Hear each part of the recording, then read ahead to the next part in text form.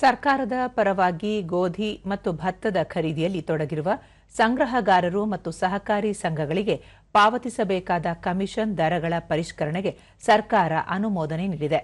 ಪರಿಷ್ಕೃತ ಕಮಿಷನ್ ದರಗಳು 2026-27ರ ಹಿಂಗಾರು ಮಾರುಕಟ್ಟೆ ಋತುವಿನಿಂದ ಜಾರಿಗೆ ಬರಲಿವೆ.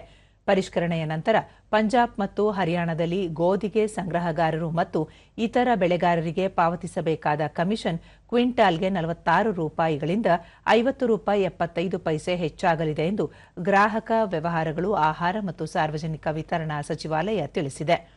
ರಾಜಸ್ಥಾನದಲ್ಲಿ ಗೋಧಿಗೆ ಇದು ಕ್ವಿಂಟಾಲ್ಗೆ ₹41.40ಯಿಂದ ₹45.67 ಹೆಚ್ಚಾಗುತ್ತದೆ.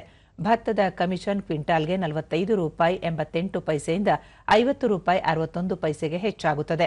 ಅದೇ ರೀತಿ ಗೋಧಿ ಖರೀದಿಯ ಕಮಿಷನ್ ಪ್ರತಿ ಕ್ವಿಂಟಾಲ್ಗೆ ₹27ಗಳಿಂದ ₹29.79 ಹೆಚ್ಚಾಗಲಿದ್ದು, ಭತ್ತಕ್ಕೆ ಇದು ಕ್ವಿಂಟಾಲ್ಗೆ ₹32ಯಿಂದ ₹35.30 ಹೆಚ್ಚಾಗಲಿದೆ.